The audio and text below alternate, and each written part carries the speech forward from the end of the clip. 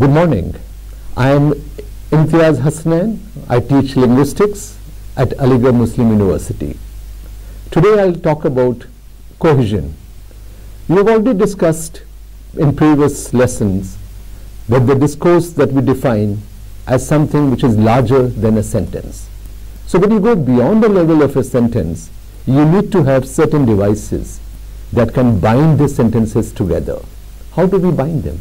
We need to bring cohesion in the text. Cohesion makes the text appear as a single unit and not as a random sequence of thoughts or sentences. If they are random, you will not be able to connect the meaning. Cohesion brings unity within sentences on the level of grammatical structure. It is a structural property of the text that holds and binds a text together. It helps create what linguists call textuality. The sense that what we have is a text rather than a random group of sentences. Cohesion is often juxtaposed with coherence, which is defined as the unity within sentences on the level of ideas. In cohesion, there is a grammatical or structural connectedness, while in coherence, there is a semantic and conceptual connectedness of a text. So you can bring the connectedness at the level of a structure of a sentence, but when you go beyond the level of a sentence, the connectedness comes about through the level of ideas. That is the place where the coherence comes in. Sometimes the term cohesion is used to relate to the surface structure of the text, and the term coherence to the deeper relations of meaning.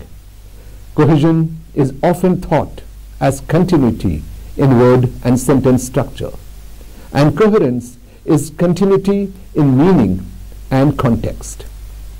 According to Halliday and Hassan, cohesion comes into play when the interpretation of some elements in the discourse is dependent on that of other.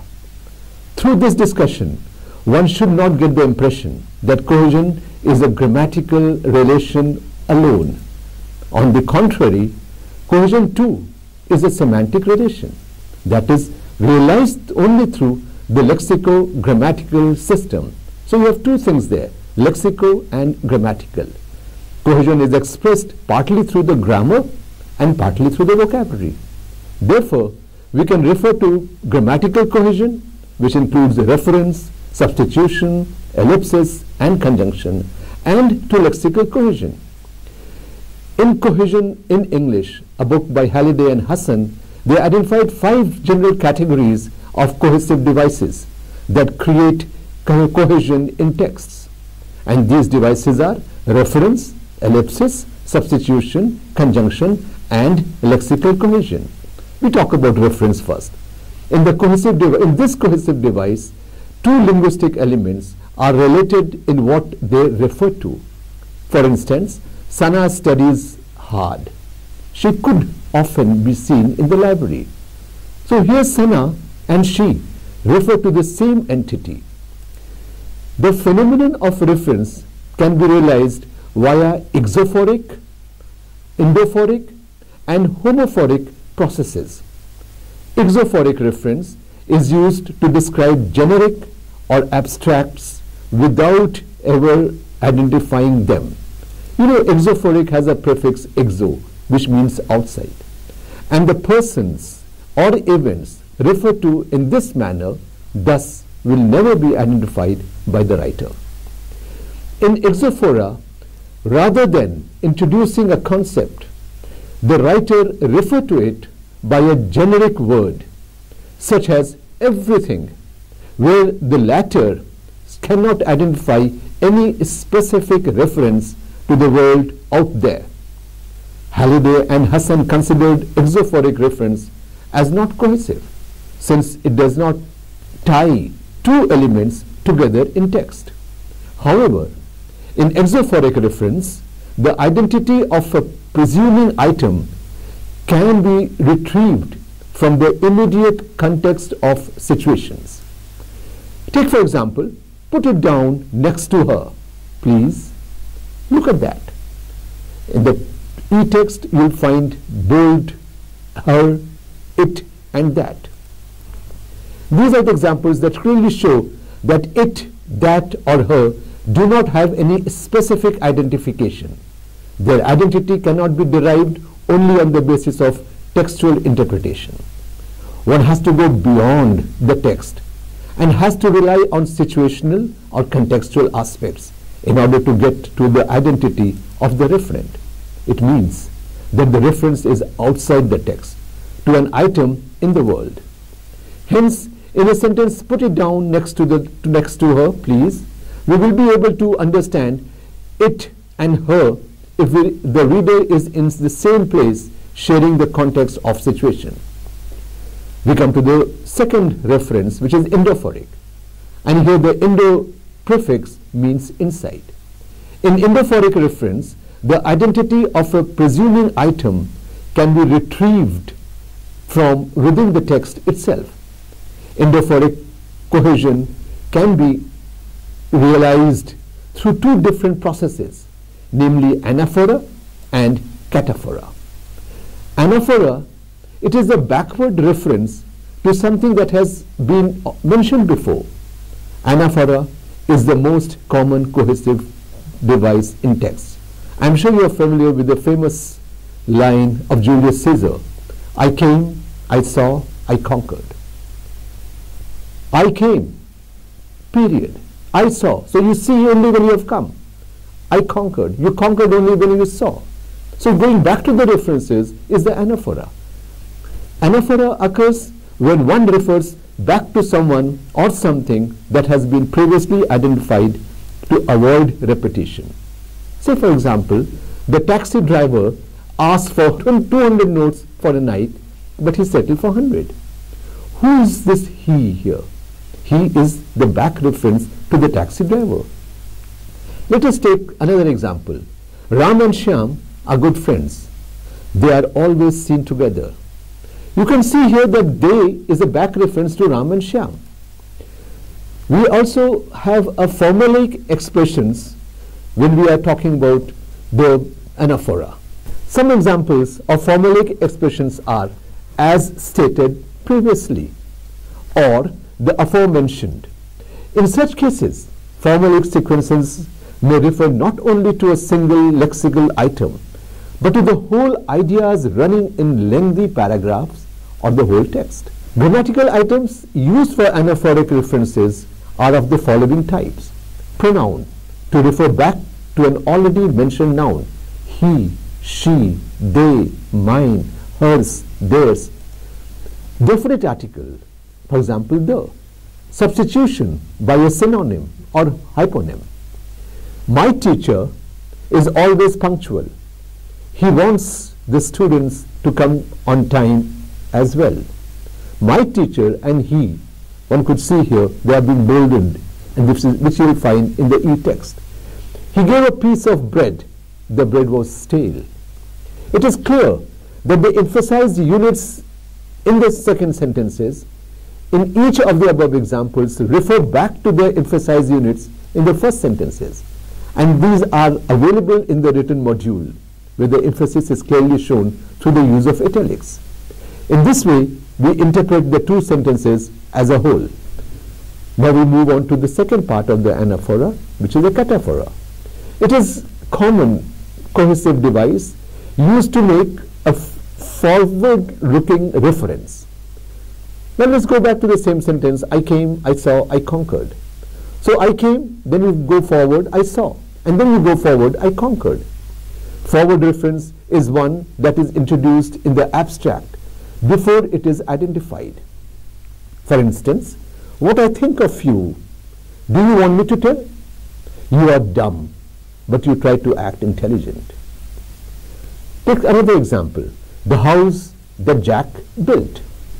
In the above examples, it's clear that the emboldened segments in the beginning in each case refer forward to the specifying segments at the end of the examples, and these are provided in the written module, which you will see in the italics. The third is a homophone. It refers to the self-specifying reference to an item of which there can only be one or only one that makes sense in the particular context. As in exophoric reference, in homophoric reference too, the identity of a presuming item cannot be arrived at merely by relying on the textual or grammatical interpretation of the text.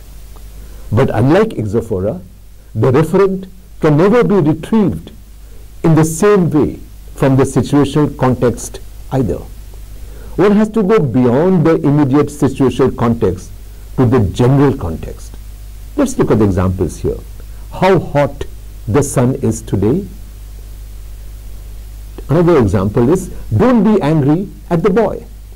Now in these examples, the identity of the son or the boy can neither be derived through the grammar nor through the immediate situational context. The sun referred to in the above example is the specific sun of our solar system, and the boy is the only boy in the situation.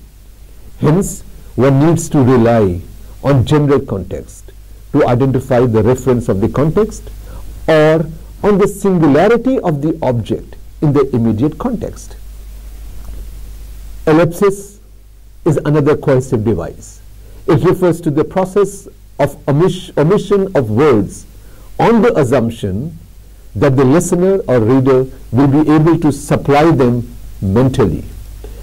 According to Halliday and Hassan, and I quote them here, where there is ellipsis, there is a presupposition in the structure that something is to be supplied or understood. Quote closed. Ellipsis works anaphorically by leaving out something mentioned earlier. For example, the tea has arrived, help yourself. And what do you help yourself with? The tea. So you have mentioned with the tea here. Let us take another example. I would love to sit with you, but I don't have time to. So you don't have time to what? To sit with you. So you have dropped this sit with you, that is an ellipsis. Who will accompany me today to the market? I will. Here, accompany you to the market is not explicitly mentioned, but is understood. Now we move to substitution, another category of cohesive device. Essentially, ellipsis and substitution are the same processes. Ellipsis can be interpreted as that form of substitution in which the item is replaced by nothing. But the mechanism involved in the two are rather different. Substitution works by substituting a holding device in the place of a lexical item. This can be seen in the previous example that I have already given. I don't have any pen to write the exam. Can I get one? I'll give you an example from Indian context. आज Mona class में देर से पहुंची, मोहतरमा कहने लगी, ... Here मोहतरमा stands for Mona. This is a case of substitution. Hema Malini came to inaugurate the show. The dream girl still carried the charm, same charm. Here, the dream girl stands for Hema Malini. The substitution can be of the following types. Nominal types, for example, one, once, same. As an example, the kid has finished the cake. He needs the same now. It could be verbal type, such as do, did. For instance, you think Joan already knows?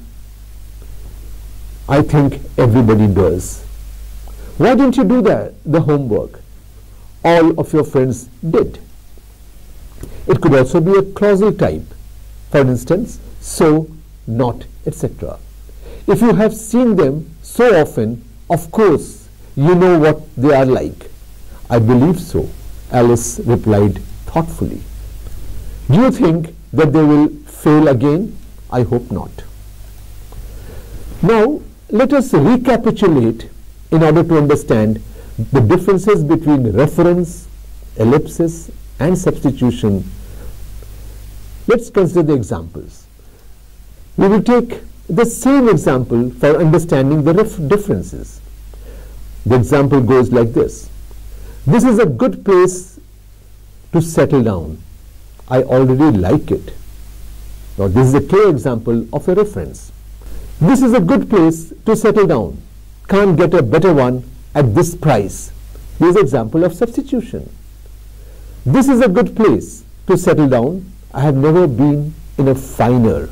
This is an example of an ellipsis. Now we move to the conjunctives. The conjunctions are those cohesive devices that connect two adjacent elements of a text. They create cohesive bonds between sections of texts. They are also referred as conjunctives or adjuncts and show how ideas are connected in a text. For example, firstly, secondly, so, however, nevertheless, in conclusion, by contrast, on the other hand, etc. Halliday and Hassan categorizes them into the following four types: additive, adversative, temporal, and causal. Additive. Cohesion between separate elements of a text can be achieved by the use of such conjunctions that signal one part to be adding up to that of another. For example, and, or, furthermore, similarly, in addition to. Adversative. They function to antagonize or juxtapose one text segment to that of another, normally within a sentence. Adversatives may also be intersententially or may put forth opposing view contained in the preceding paragraph. They can also be divided into three subtypes to show cohesion through variation. For instance, replacive. Examples: instead, on the contrary. Second one, subtractive. For example, apart, except from. And the last is alternative. Example is alternatively. Third is temporal. These devices spell out temporal links between two segments of a text. They are also used as spatially cohesive devices. When used as spatially cohesive devices, they can be called as a spatio-temporal cohesive markers. For example, conjunctions like before, until, then, after, that, an hour later, finally, at last, here, there, nearby, behind, in the first place, etc. Causal. These cohesive devices display cause and effect relationship between two structural segments of the text. Examples of causals include because, so, therefore, consequently, for this reason, it follows from this. There is yet another kind of a conjunctive device, which is elaboration. It is a device that can also be added to cohesive conjunction devices. Elaboration can be expressed by apposition. Apposition is defined as the relationship between two usually consecutive nouns or noun phrases that refer to the same person or thing and may have the same relationship to other sentence elements. Take the following example: the woman, that one, the tall one, the one with beads. All these, in the example, that one, the tall one, the one with beads, they are elaborating the woman. These you can find in the e-text, which have been bolded there. Elaboration through apposition can also be realized by expository devices such as in other words, or through exemplification such as, for example, for instance. Sometimes clarification strategies also come handy for the purpose of elaboration. Some such clarification strategies are like corrective, for instance, or rather; distractive, for instance, incidentally; dismissive, for instance, in any case; particularizing, for instance, in particular, specifically; resumptive, as I was saying. Summative, we always say in short. And the last one is very effective. For example, actually. Now we move to the last category, the lexical cohesion. In lexical cohesion, the cohesive effect is realized through vocabulary.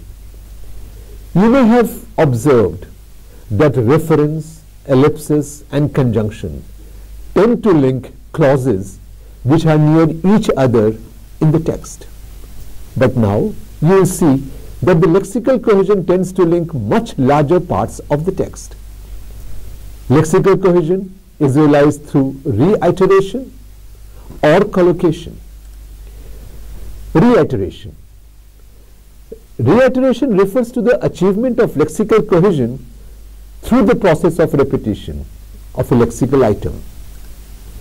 For example, they called me at the tax collector's office yesterday. The tax collector sent another letter. Here, the tax collector is repeated. Take another example. The lexical cohesion can also be achieved through the occurrence of synonym. For example, I don't like this guy. We can also see this with the following example that has already been given before. Hema Malini came to inaugurate the show. The dream girl still carried the same charm. In this example, dream girl stands for Hema Malini. We have discussed it as an example under substitution. But here, this example shows how lexical cohesion is achieved through the occurrence of a synonym at the level of idea. So it's at the ideational level that you look at the synonym dream girl and Hema Malini together. The lexical cohesion is also achieved through the process of reference by relation of superordination. For example, think of the devil and the devil is here. That monster never leaves us alone. Now in this sentence, you could see that the first part of this sentence, we cannot miss the lexical repetition of the devil. But there is a superordination of a monster also shown here. Let us take further example from Urdu poetry. A very famous couplet, Patta patta, boota boota, hal hamara jane hai. Jane na jane, gul hi na jane, baagh to sara jane hai. So you have a patta which comes under the superordinate term boota. You have baagh as a superordinate term for phool. So we say patta patta, boota boota, hal hamara jane hai. Jane na jane, gul hi na jane. That gul is coming under the baagh. You can't miss the creative use of metaphor at the same time. But even in the use of metaphor, the process of superordination is illustrated. Collocation is the last lexical cohesion. What is collocation? Every word chooses its own company. For example, let us look at the synonymous words pretty and handsome. While pretty girl is an acceptable collocation, handsome girl is not. But we can say pretty handsome. Here both pretty and handsome can go together, where pretty is used in the sense of an intensifier. When we say she is pretty intelligent, here it does not mean that she is both pretty and intelligent, because pretty here is an intensifier which modifies the meaning of intelligent. What we have said so far is that cohesion is very important for tying the text together. If the text is not allowed to get itself tied, if we do not bind the text, the reader will not be able to arrive at the meaning in the text. For arriving at the meaning, we have to use certain cohesive devices. We have talked about the cohesive devices, those devices which are either in the form of, we have discussed those things in the form of reference, substitution, conjunction, ellipsis, lexical cohesion, etc. Thank you very much.